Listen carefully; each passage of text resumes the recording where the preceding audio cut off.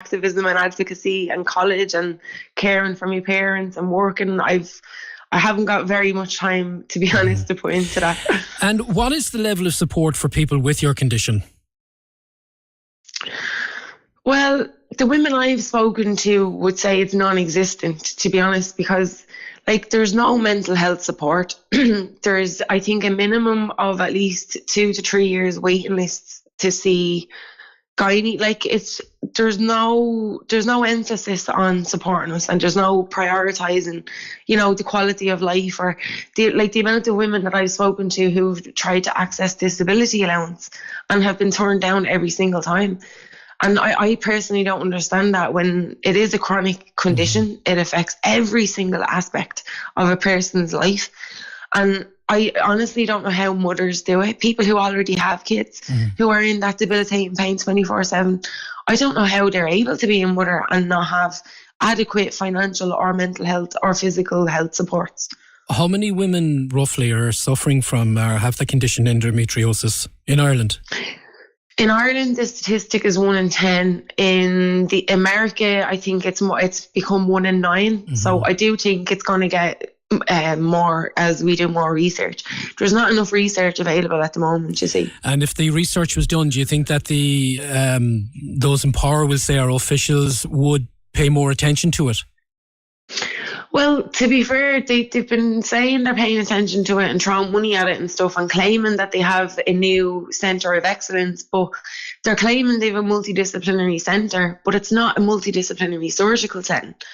So if your disease presents on more than one organ, you need a multidisciplinary team to surgically effectively remove that disease from every organ. And we don't have that here. That's why I'm going to Romania again.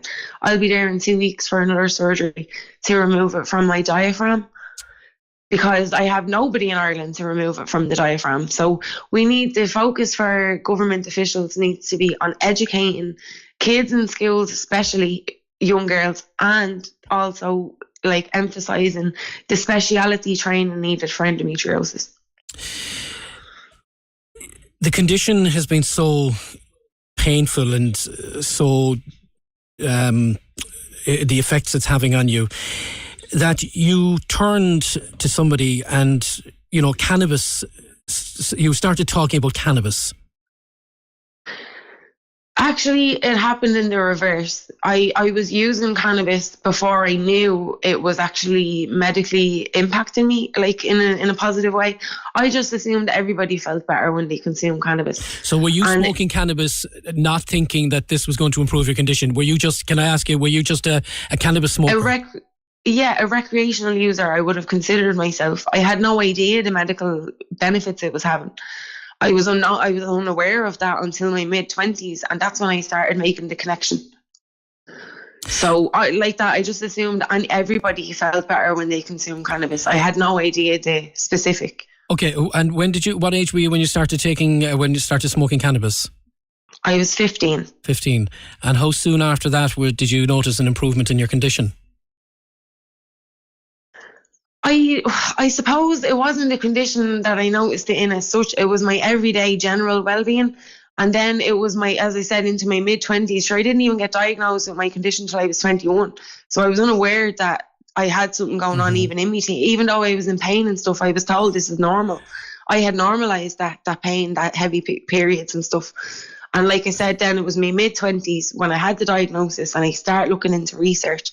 That's when I stumbled across the endocannabinoid system and how every person has one, and how different strains of the cannabis plant interacts with different endocannabinoid systems and alleviate symptoms in different ways for different people.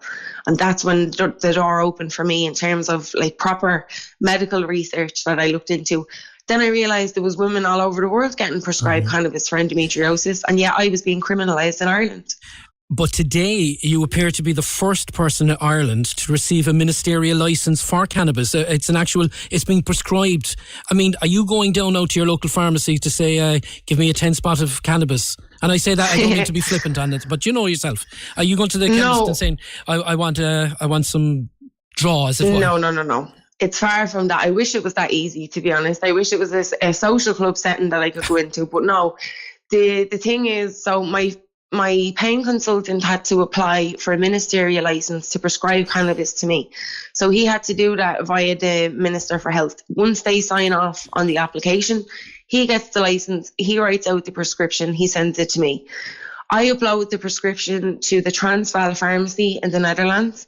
They process it on their end, send me the invoice. Once I clear the invoice, they're happy to release the product. And then the government sends somebody to collect it from the Netherlands, bring it back to Ireland and deliver it to my hall door. So they can't actually post it in a parcel to Amy Brown in Tipperary? Well, they're posting it, but via a DPD driver or a DHL driver. And the quantity of cannabis you're smoking every week, I mean, give us an example. Well, I can only afford, I suppose, €100 a week. So that gets me only 7 grams on the unregulated market. But then I suppose I have the flower, but then I also use THC capsules, I use vapes and I use edibles because it depends on the symptoms that arise on the day. Sometimes the hit of the vape or the joint is just not effective enough and I do need an edible. Amy, and this might sound strange, but are you becoming hooked on cannabis? I mean, are you going, and somebody saying she's going around stoned out of her head? Well, it's been 15 years now at this stage and nobody has had any issues with my work life, my education. You know, like there's even studies out there to support that cannabis helps with psychosocial development. Do you know, and some people may say I have a dependency on it, and I do, because if I don't consume it, I'm going to be in debilitating chronic pain. So would you say that to somebody with paracetamol? No, and I was just going to say that. I mean, so if somebody is on antidepressants or paracetamol or they're on such and such a drug for a condition, you're just the same as them. You just need this. Absolutely. And let me tell you, when I was on the likes of amitriptyline and all those other kind of awful drugs, particularly the opioids as well, I was a zombie. I wasn't present in my life. I wasn't able to show up for my parents who I look after. Mm-hmm. Like I was completely isolated from reality when I was on all those horrible medications. So at least now I'm present, and like that, it's been 15 years and I'm fine. The world is not falling in around me. Like, you know, it's been my only consistency, especially through the dark kind of depressions when I have been very suicidal. Cannabis has been the only thing that really got me through. And would you be afraid in any way that cannabis might be a gateway drug for something else for you, that it mightn't be strong enough after a while and that you might start looking for an ecstasy tablet or a line of coke? Like I said, it's been 15 years, and if I haven't yet, I don't like this gateway theory. I feel like everybody has free agency, and I know people who started out on ecstasy who has never had a cannabis in their life. Do you know? So that gateway theory to me personally is nonsense, because I'm living proof that it can be the case and it cannot be the case. So I don't think we should apply that theory to everyone. What's your message now to the policy makers, the Minister for Health, in relation to other women with your condition? I mean, is it licence for one, licence for all? Well, to me, it should be. I don't understand this magical barrier where we can criminalise one person and allow it for another person. That to me makes no sense. The fact that I was diagnosed when I was 21 and it took me 9 years to get recognised legally for cannabis, that meant I was a patient running the risk of a jail sentence for all those years, even though I had a diagnosis. So I think my call on policymakers is definitely to support Gino Kenny's decriminalisation bill, because that's definitely going to support patients in the long run. And I also believe that we need to widen the MCAP programme, include chronic pain, stop putting the onus on patients to jump through these 1,000 hoops, and respect our right to bodily autonomy. If we choose to use cannabis and that's our decision, then let us be. You know, we're the ones that have to live in the shoes of chronic pain every day. We should be the ones to choose how we medicate. How come you've been the one to get the licence and Mary next door to you hasn't? Apparently I'm tenacious and I'm determined, and I won't stop. I won't take no for an answer. I won't shy away from authority, and I won't fear my own authenticity. There's so many women out there terrified to even admit that they consume cannabis, whereas I was never bound by that fear. I don't know what's in me, but I think maybe I'm just a rebel. I don't know. Are you in a good place now, pain-wise, mental health-wise? mental health wise, I'm in the best place I could ever be in, because I've been taken seriously, and you know, it's really empowering to be validated, I suppose, in that way. But physically, I'm not doing very well, and I'm fundraising to go back to Romania. I'll be there in 2 weeks' time to have another surgery, so I'll be gone for Christmas. But sacrificing one Christmas for hopefully a future of much more manageable pain is going to be worth it. All right.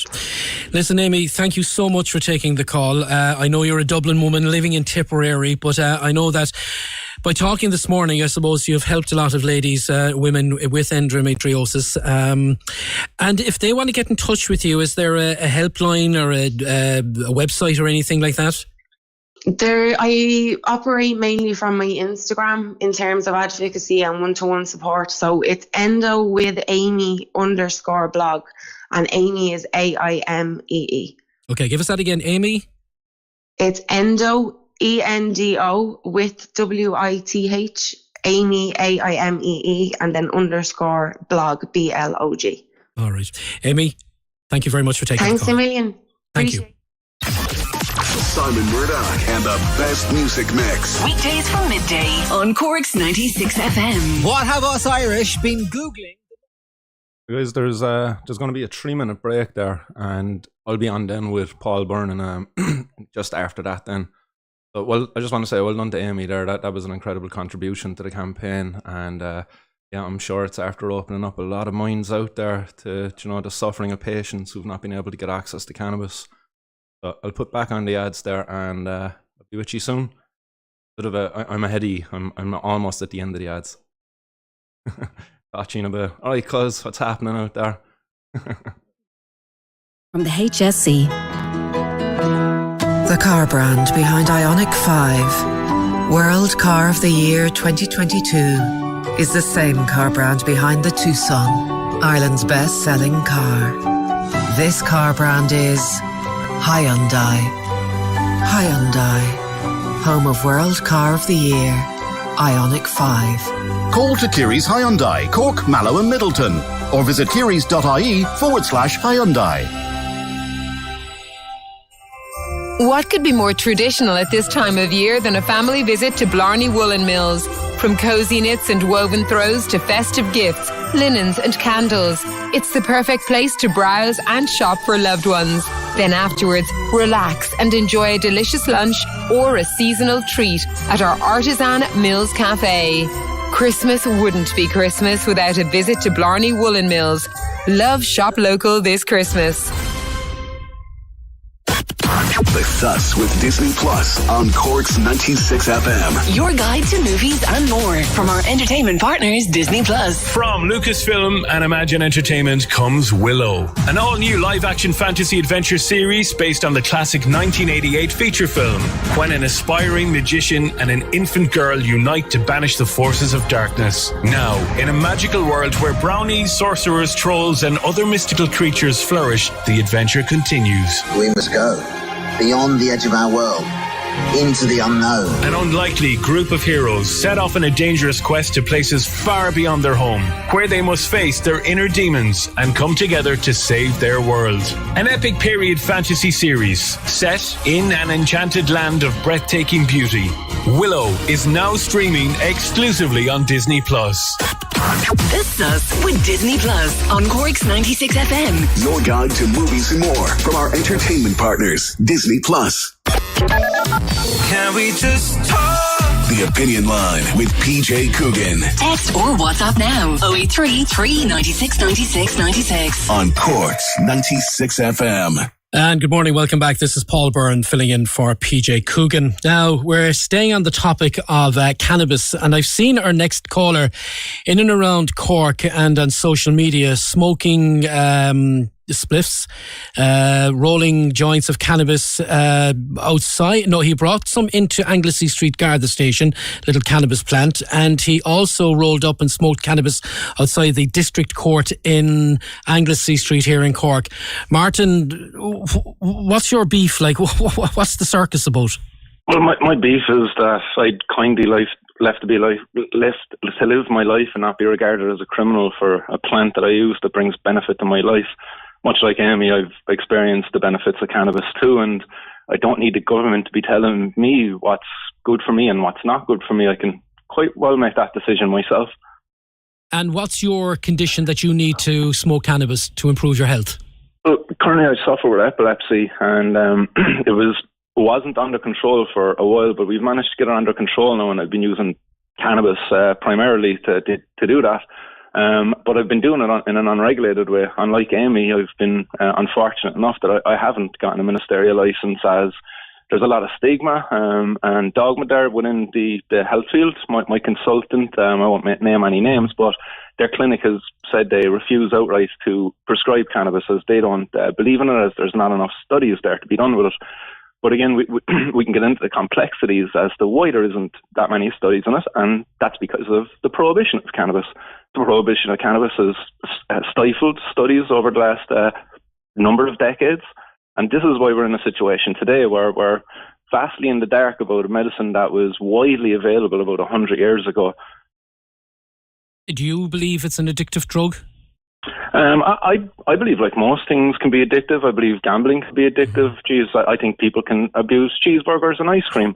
But addictiveness, I believe, is a lot of the time it's down to the individual. I know there is substance out there that do have real addictions and real withdrawals, but cannabis is not one of those.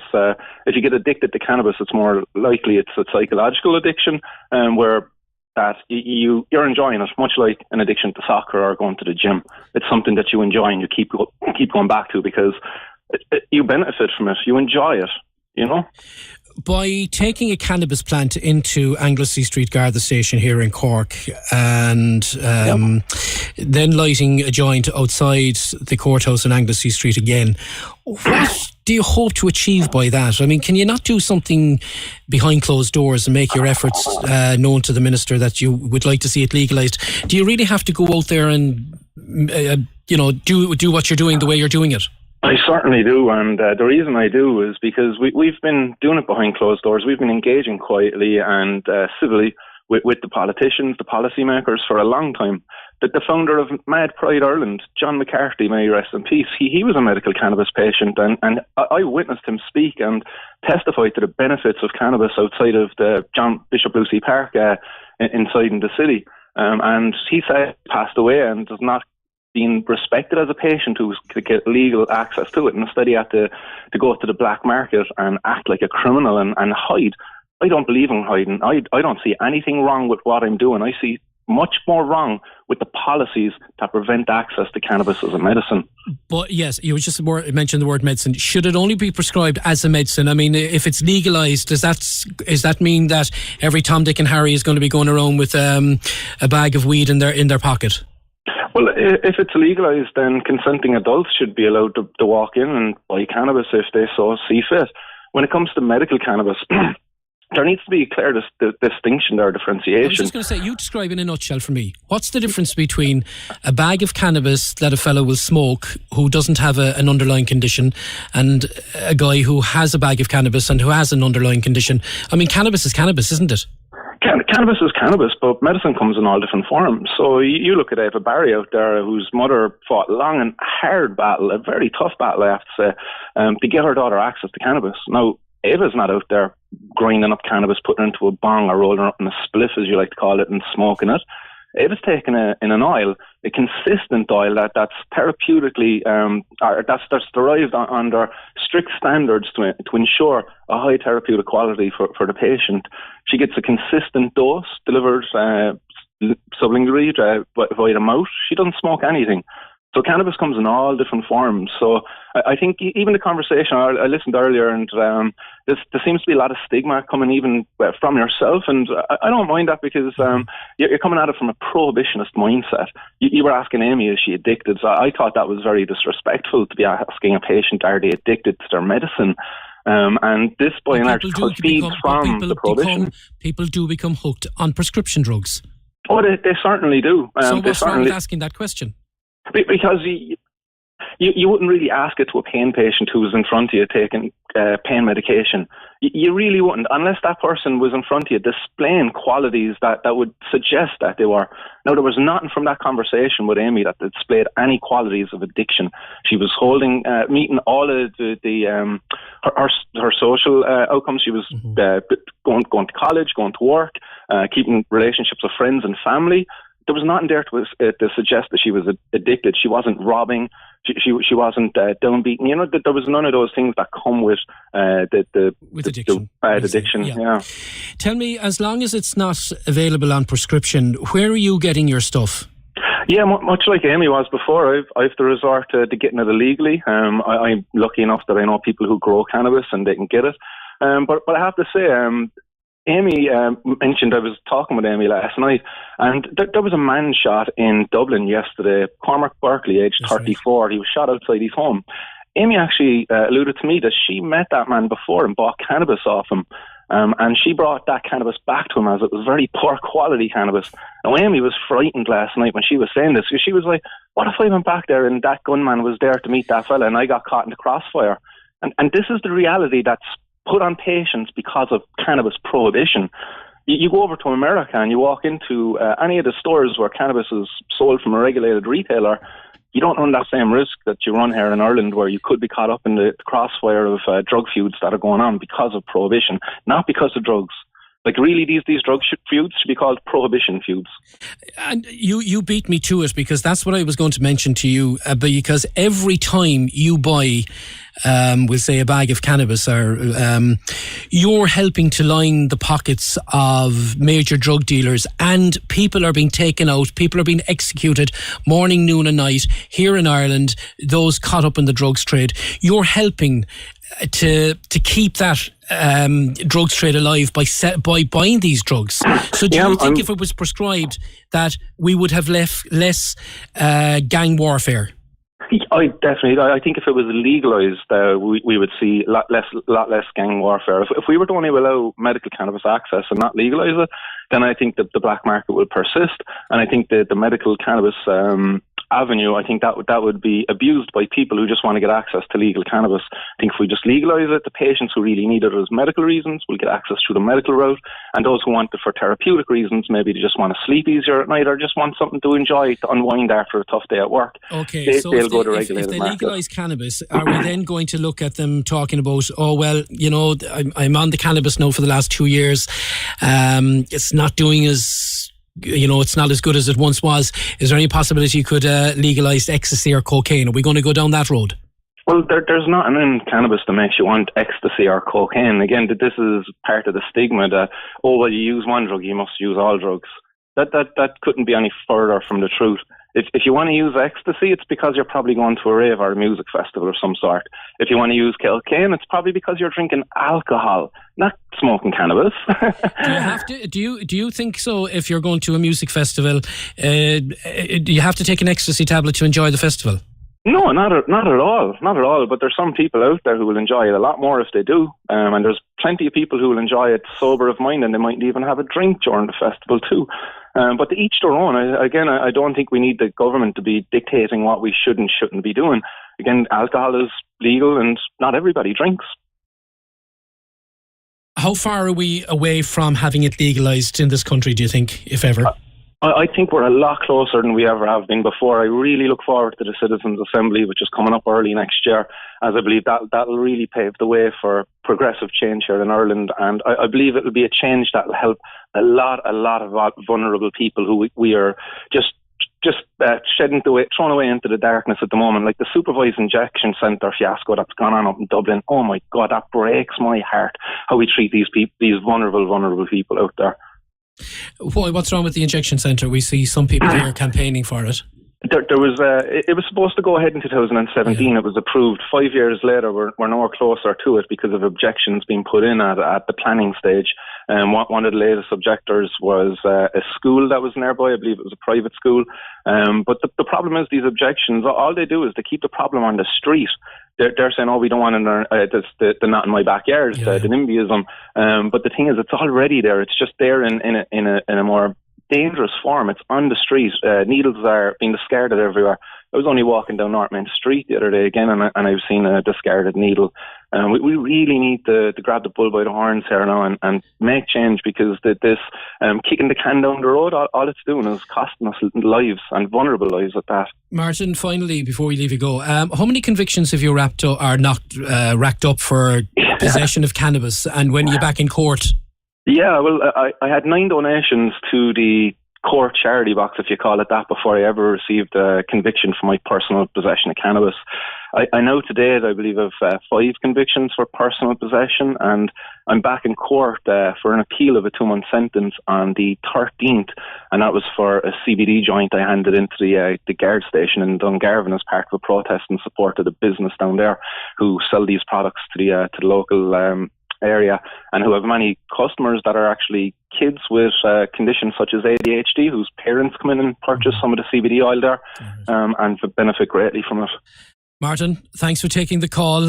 Food for thought. Some will say you're on the right road. Others will say, you're talking through your backside, whatever. But look, it's been very, very interesting to talk to you, because, as I said, I've seen you on social media, your efforts to get into Anglesey Street with plants and smoking on the street. But look, each to their own, and thank you.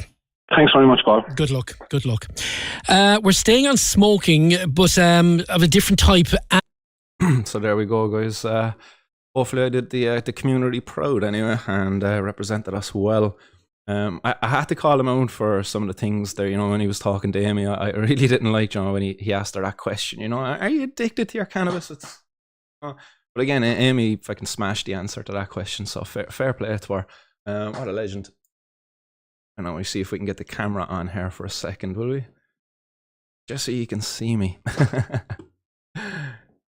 No green screen or nothing behind me, but sure. But there we go. What's happening out there, guys?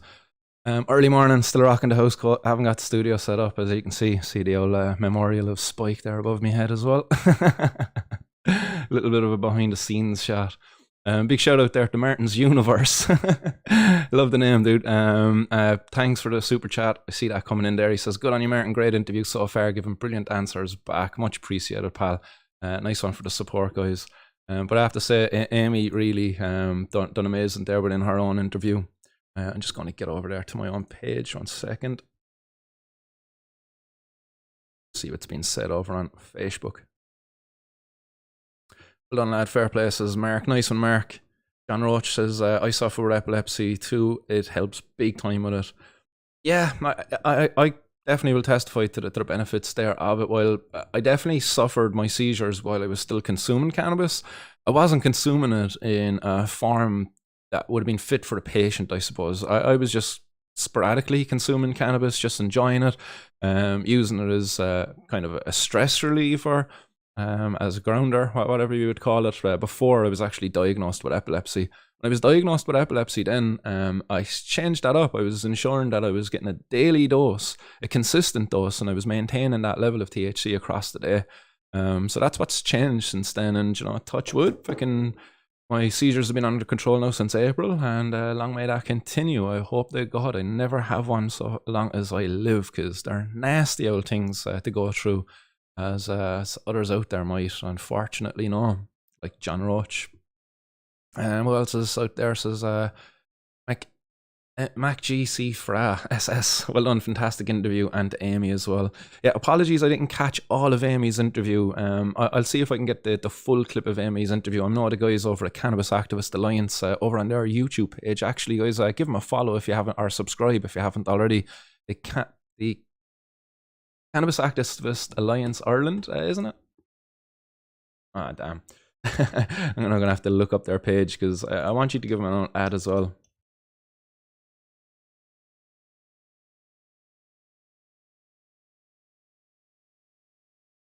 There we go. Yeah, it's just literally the Cannabis Activists Alliance, CAA. That's over on YouTube. Just quickly pop up their page there so you can all see it.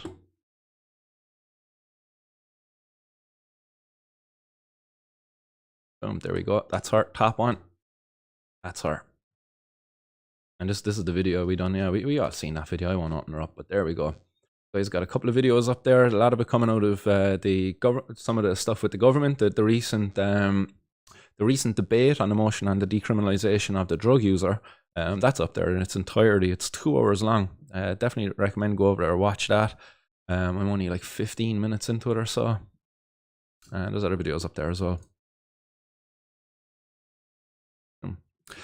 So yeah, happy days. Good opportunity to get on the radio there again this morning. Fly that flag for cannabis. I think Paul Byrne was happy to get the opportunity to speak with me. I know he got dragged away from the court the last day. He was hoping to have a chat with me outside of the court in Cork. That last August or September, whenever that was. But unfortunately, he had to go with us. There was something else breaking there on the day. Paul Byrne is a crime correspondent with Virgin Media News, I think, used formerly TV3 News, but was just filling in there this morning as a substitute for PJ Coogan, who was taking a day off. He's another one of these people, you know, these crime correspondents, you know, they very much, you know, they've got one way of looking at things from John. And you think after years of doing this that they would see the error of this current policy through prohibition, because as I said, you know, these drug feuds, as they call them, and this gangland violence, like really it's prohibition gang violence, prohibition feuds.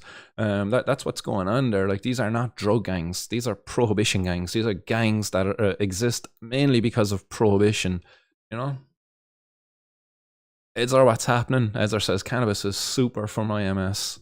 And again, you know, Edzar is another one of these patients out there who unfortunately has to resort to getting cannabis illegally. Patients like Edzar, patients like myself, and even Amy, we've saved the state a fortune through our cannabis use, and we get criminalised for it. You know, our use of cannabis, for example, Amy, it's reduced her reliance on other types of pain medication, which means that what she was prescribed, she didn't have to fill those prescriptions quite often, as her cannabis was sufficient to kind of keep her condition, our symptoms of her condition under control, you know? So yeah, early morning, as I said, a good opportunity to get on there on the radio, fly that flag. And I hope I done you all proud. I'll give it a listen back there now later on, proper. I kind of got caught in the hop there as he said it. He was like, but don't other people get addicted to their drugs? And you'd say it to them, but I think I got him well. And you know, there was nothing there within Amy's presentation to suggest that she was an addict. She shouldn't have asked that question at all. It was stigmatic. You know, you had to get Amy to defend her use of her medicine. That's wrong. That's why it was wrong. That's what I should have said. Actually, it was like, no patient should have to defend their use of medicine, you know, in that way. But I think that's pretty much what the point I was making. There was nothing there that presented that, so he shouldn't have asked that question. Guys, I shall start loving you and leaving you there. Any more comments coming through, guys? Get them in there in the next couple of seconds. I'm going to read one or two more. Stephen Cav, what's happening, bud? He says, well done, Martin. I'm suspended from Twitter.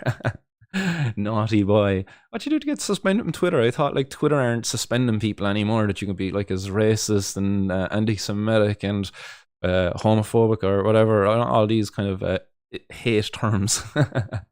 thought Elon was letting everything go. Obviously not. Martin's Universe says, is it me or is the presenter afraid to say anything positive about cannabis? Yeah, he was very much afraid to say anything positive. You know, I think that even calling it a medicine was, you know, it was a bit of a stretch there for Paul Byrne. But you know, I think that came across. I think his prohibitionist mindset was quite plain to see. But I couldn't help but have to call him out. Jack the Astronaut says, absolute legend, highlighting how backward and narrow-minded all these white-collar government servants are. Thank you, Martin. Very brave man. Yeah, some brave and stupid, you know what I mean? There's a bit of a mix there going on. Because many people would probably say that fella's a stupid Egypt going into the guards with fucking weed. What do you think is going to happen? He's going to have to go to court. But it's kind of what I want. Maybe I'm stupid for wanting it, but I'm exercising my human rights, and I don't see any other way to exercise them, as other people sadly have passed away playing this long game of writing letters to TDs and stuff like that and never really gotten access, and they suffered all along. I don't believe in suffering. I don't believe in hiding, especially when I have done nothing wrong and I have nothing to hide for. And none of us do, guys. If you're a cannabis user out there and if you're in the closet about it, or if you have to hide, you know, you don't have to. And I think the sooner everybody starts taking a stand and starts coming out of the closet about this and, join me on the front lines and this acts of civil disobedience, the more the merrier. I think we'll have this over the line a long time ago. Otherwise, we're going to leave it to the authorities. And every year, there's over 10,000 people getting criminalised for personal use of cannabis. Like, that's 10,000 plus people every fucking year. If we just got those 10,000 people before they got caught with cannabis, or even afterwards, those 10,000 people, if we all just took a stand together, we'd have this changed a long, long time ago. But anyhow, that's just me. Mark Downey says, great to catch you live, bro. You're a legend for continuing to fight the good fight. Bring Alicia home. I'm frostbit. It's a nippy one out there this morning, all right. I was bringing the Smalley up to school there this morning, and yeah, nippy, all right. Bobby O'Brien, peace, my man. Catch you on the hot box. Guys, I don't know, it's the link in the description, but there's a link out there anyway for the Telegram chat group if you want to join. A lot of cool people inside of there.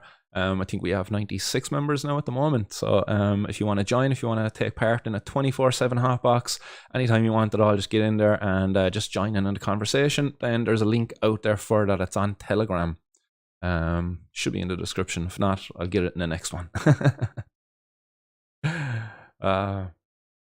Stephen Cav, you got banned over Ghislaine Maxwell. What happened, man? Is she not suicided herself yet, no?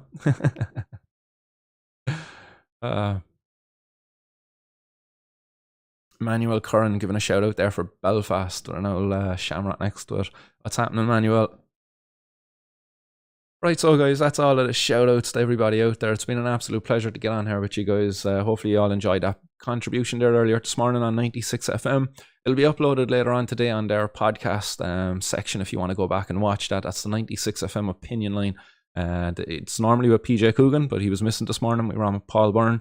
And Paul Byrne is a crime correspondent, as I said earlier, so I think that his prohibitionist mindset really came through there in that. But I look forward to future conversations with Paul. I'm sure I'll probably cross paths with him again, no doubt, in the not too distant future. No cannabis emoji, says Emmanuel, so that's why we got the shamrock. What's this thing? You got something against Canada? You don't like the old Canadian maple leaf? Isn't that the emoji to use? I think there's I think there was a petition going around there I seen not too long ago where they wanted to get a cannabis emoji, and not because they wanted to use a cannabis emoji, but they were sick of people using the Canadian maple leaf as a substitute for the cannabis leaf. They wanted to reclaim the Canadian maple leaf back just for being the Canadian maple leaf and not an alternative for the cannabis leaf. Yes, you gotta love the internet. Martin's Universe again, super chatting in there. Legend says, you're a legend and thanks for the video and all you do for the Irish. Not a bother at all. I do feel like what I've been doing is a bit selfish, but others have described it as selfless. As you know, my fight only ever started after I experienced it myself, but it's not stopped since then, and it's only gotten stronger the more I've seen how this prohibition affects so many other people outside of myself, you know. So yeah, I'll continue to fight for not just the Irish, but everybody across the whole globe, really. Repeal global drug prohibition. That's a hashtag that's been going around there. I've kind of hijacked that one from Professor Carl Hart, or Dr. Carl Hart, and I like it. So hashtag repeal global drug prohibition, guys. Free Brittany Griner and free all drug prisoners across the globe. Nobody should be in prison for possessing or using a drug. Just barbaric, really. Like, so, free all drug prisoners. Catch you all later, guys. Peace out. Roy Duggan says, good morning, Martin. Great to see you. Keep on grinding, brother. You're an inspiration. Nice one, guys. Guys, keep the comments coming in, keep the likes coming, and shares. Let's grow this audience even bigger. I love the support, guys. The support that's coming in, it's keep me going today. You know, guys, as the song says, you're the wind beneath my wings. So appreciate you all, guys. Much love to you, and I'll catch you later. Peace. Stay blazed out there, guys, and keep our lit.